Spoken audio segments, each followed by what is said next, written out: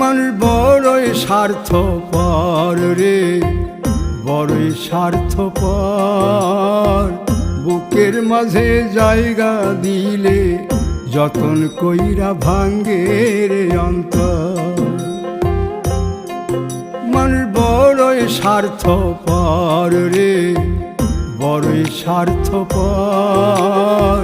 বুকের মাঝে জায়গা দিলে যতন কইরা ভাঙ্গে রে অন্তর।